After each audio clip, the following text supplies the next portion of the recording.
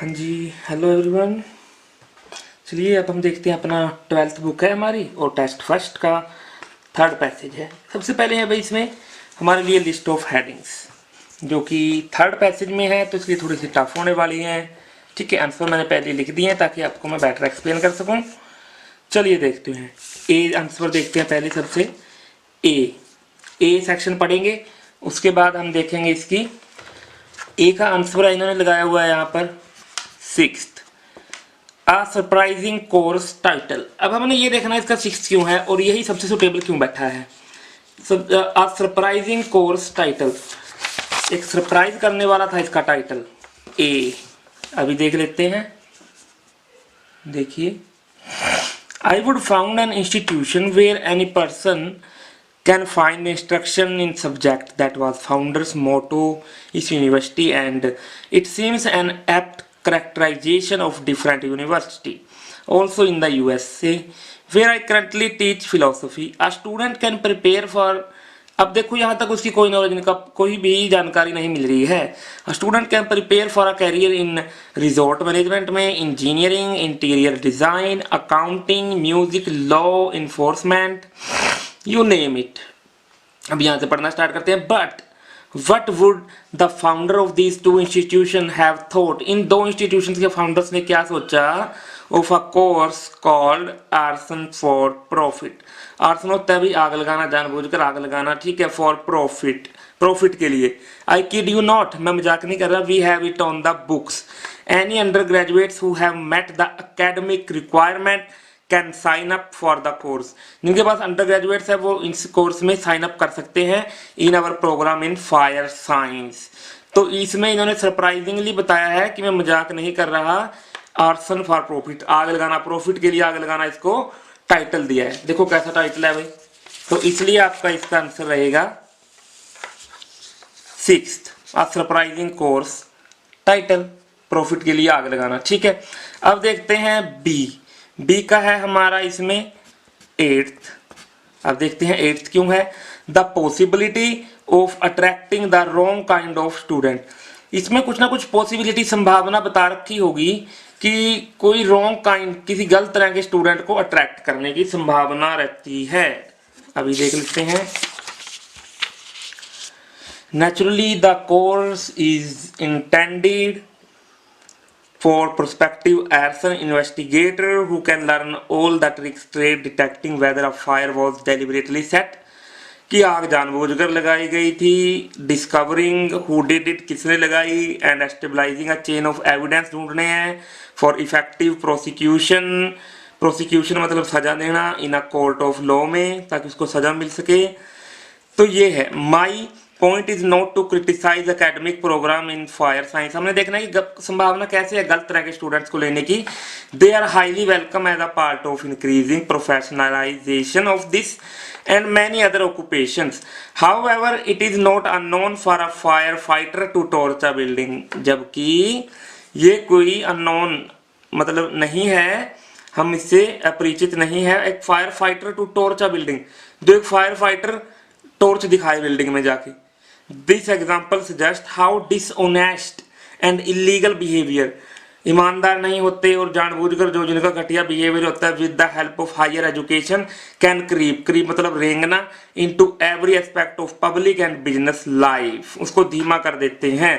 तो डिसऑनेस्ट और illegally behaviour वाले स्टूडेंट जिनके पास हायर एजुकेशन होती है। तो अगर आप इसको पोज करके भी देखेंगे तो उसको और कोई अल्टरनेटिव आपको इसका मिलने वाला है ही नहीं है। अगर है तो आप कमेंट बॉक्स में मुझसे पूछ सकते हैं, then I can reply you in a better way. तो अब हम चलते हैं सी पे। सी का है आपका सेकंड मतलब सेकंड में क्या कहा गया है, a course title with 2 meaning. एक कोर्स टाइटल की बात होगी भाई, सरप्राइजिंग कोर्स टाइटल तो हो लिया, और 2 वाले मेरे ख्याल से इसमें 2 थे। एक तो ये रहा 2 meanings, the equal importance of 2 की इशू। एक तो भाई कोर्स टाइटल के 2, अब देखो 2 मीनिंग बताने हैं और एक बताना है कि बराबर इंपॉर्टेंस है 2 की इश्यूज की। ठीक है, अब हमारे इसका है second, a course title with 2 meaning. देखते हैं 2 मीनिंग्स होंगे इस कोर्स टाइटल के, सी के 2 मीनिंग्स देखते हैं कौन कौन से हैं। I realized anew what I was invited to speak before a class in marketing, which is another of our degree program. The regular instructor is a colleague who appreciates the kind of ethical perspective I can bring as a philosopher. There are endless ways I could approach this management assignment, but I took my cue from the title of, अब देखते हैं दो मतलब कौन से हैं, उसने उठाया अपना Q title of the course principles of marketing, एक तो ये हो गया. इट मेड मी थिंक, इसने मुझे सोचने पे मजबूर किया. Ask the student, is marketing principled, कि क्या मार्केटिंग प्रिंसिपल्ड होती है. After all a subject matter can have principle in the sense of being codified, having rules, football, chess, without being principled in the sense of being ethical. Many of the students immediately assumed that the answer to my question about marketing principles was obvious no. जो उसने question पूछा था उसका मतलब no रहेगा. अब देखो भाई दो मीनिंग है, एक तो प्रिंसिपल ऑफ मार्केटिंग, एक इज मार्केटिंग प्रिंसिपल. अब ये दो मीनिंग निकल रहे हैं इसके. तो स्टूडेंट से पूछा, स्टूडेंट्स ये सोच रहा था कि नो कहेंगे, ठीक है. Just look at the ways in which everything under the sun has been marked, obviously it need not to be done in principle fashion. मतलब कि भाई दो ही इसके मीनिंग यहीं पर बताए हुए हैं, तो इसलिए आपका आंसर सी रहेगा, और किसी में ऐसी बात नहीं की गई है. डी देख लेते हैं. डी का है आपका सिक्स्थ, नहीं sorry fourth. Applying a theory in an unexpected context. एक अपनी थ्योरी लगाई इसने, अप्लाई की अनएक्सपेक्टेड कॉन्टेक्स्ट, मतलब आकस्मिक, जिस चीज को कभी इसने कल्पना ही नहीं की, उस कॉन्टेक्स्ट में इसने अपनी थ्योरी लगाई. अभी देख लेते हैं. इज दैट ऑब्वियस, क्या ये ठीक रहेगा, ठीक रहा है. आई मेड द सजेशन, मैंने सजेशन बनाया, विच में साउंड डाउन राइट क्रेजी लग रहा था मुझे अपना, in light of the evidence that perhaps marketing is by definition principle. कि मैं डेफिनेशन कैसे देनी है प्रिंसिपल की, ये थी भाई इसकी अप्लाई करने वाली, ठीक है. अनएक्सपेक्टेड मतलब कि इसने कभी एक्सेप्ट नहीं किया था कि मैं ऐसे करूंगा. My inspiration for this judgement is the philosopher Immanuel Kant, who argued, जिसने जोर दिया इस बात पर, that any body of knowledge consist of an end and a means. मतलब इसको खुद नहीं पता था, इसने सिर्फ एक जजमेंट के लिए अपने इसको उठाया फिलोसफर को, और उसके अकॉर्डिंग उसने काम किया, लेकिन इसने कभी ऐसा सोचा नहीं था. क्रेजी लाइट ऑफ एविडेंस दिखाया इसने, तो इसलिए इसका आपका आंसर रहेगा फोर्थ. अब देखते हैं 31st का है आपका third. The equal importance of two key issues. दो की इश्यूज की इक्वल इंपॉर्टेंस बताई गई है. अभी देख लेते हैं दो की इश्यू कौन कौन से हैं. Let us apply both the term. Both key issue की बात हो गई. Means and end to marketing. यहां पर भी टू मेन एटीट्यूड्स. एक तो है मेक मनी के लिए, द अदर एटीट्यूड है purpose of marketing is irrelevant. ठीक है सर, तो इसमें दोनों की ही बात की गई है. और लास्ट में भी देख सकते हैं, a field of knowledge or a professional endeavour is defined by both the means and the end and both deserve scrutiny. Student need to study both. इन दोनों की ही स्टडी करने की जरूरत है स्टूडेंट्स को. हाउ टू अचीव एक्स, को कैसे अचीव करना है, and also what X is, और एक्स है क्या. तो मतलब इक्वल इंपॉर्टेंस है भाई, दोनों को ही जानना जरूरी है. ठीक है, तो अब हम करते हैं अपना 7th. इसका है आपका answer 7th. Different names for different outcomes. अलग अलग नाम दिए गए हैं अलग अलग आउटकम्स को. अभी देख लेते हैं. It is at this point that action for profit becomes supremely relevant. ये रेलिवेंट रहा.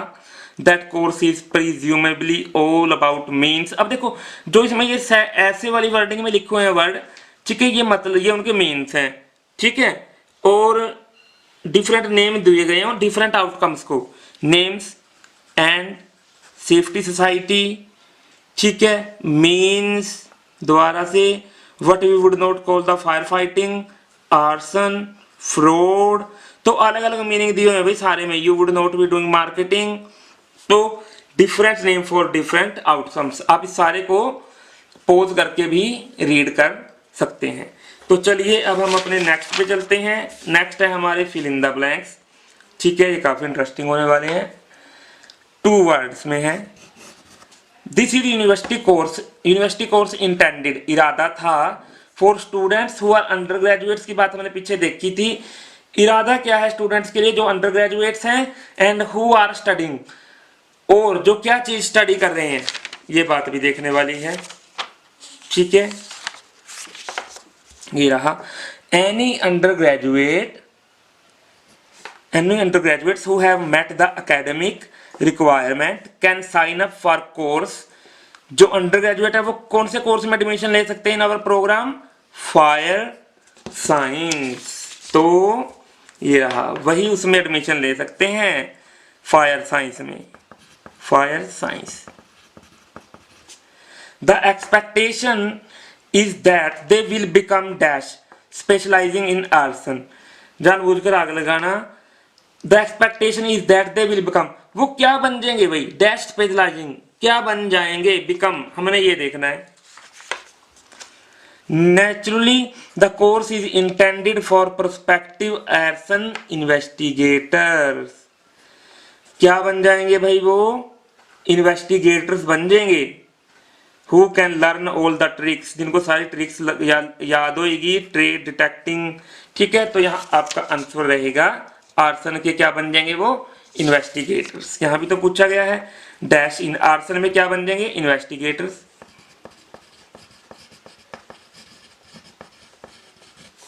अब नेक्स्ट देखते हैं,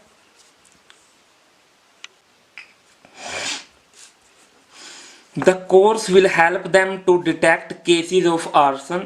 जो कोर्स है उनको हेल्प करेगा ढूंढने में केसेस, जानबूझकर आग लगाई जिन्होंने, and find the dash of criminal intent. और क्रिमिनल का क्या चीज ढूंढेंगे भाई, अभी देख लेते हैं क्रिमिनल की क्या चीज ढूंढेंगे। ये डिस्कवरिंग हु, अब देखिए, who can learn all the tricks trade for detecting whether a fire was deliberately set, discovering who did it, किसने किया, and stabilizing a chain of evidence। stabilize क्या होता है, स्थापना करना, किस चीज की, उनके एविडेंस की। यहाँ क्या है, फाइंड, ढूंढना, क्या ढूंढेंगे भाई, उनके एविडेंस, सबूत।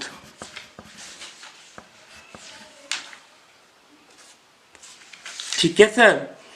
अब नेक्स्ट देखते हैं, लीडिंग टू, अब इसी के आगे है, leading to successful dash in the court. Successful, court में उसको सक्सेसफुल क्या मिलेगी, ये देखने वाली बात है।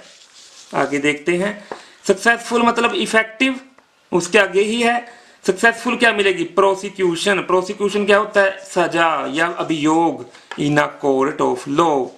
तो सक्सेसफुल इफेक्टिव प्रोसिक्यूशन उनको मिलेगी, प्रोसिक्यूशन।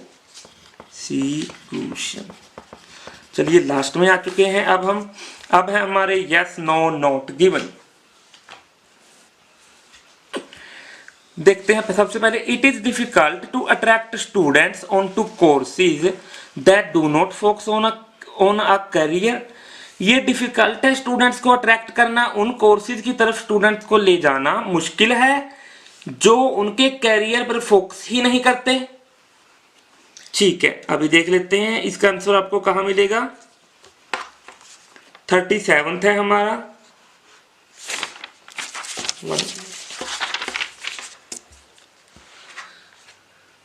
39, ये रहा स्टूडेंट्स वाली बात। ये डिफिकल्ट है उनको ले जाना या नहीं, अभी देखते हैं। A field of knowledge of professional endeavor is defined by both the mean and the end। उनके कैरियर की तरफ ले जाने वाला डिफिकल्ट है या नहीं, जो उनको कैरियर नहीं बनाएगा। बोथ डिजर्व स्क्रूनिटी मतलब समीक्षा। Students need to study, both को पढ़ने की जरूरत है। How to achieve X and also how to what X is.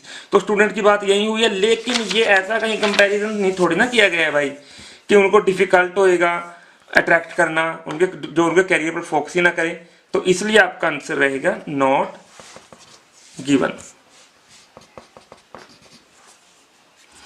38 देख लेते हैं, द आर्सन आगे लगाना फॉर प्रॉफिट कोर्स है जो would be useful for people intending to set fire to building.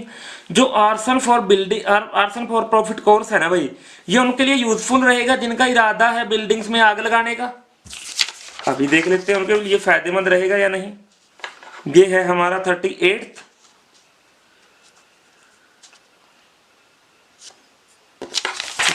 है।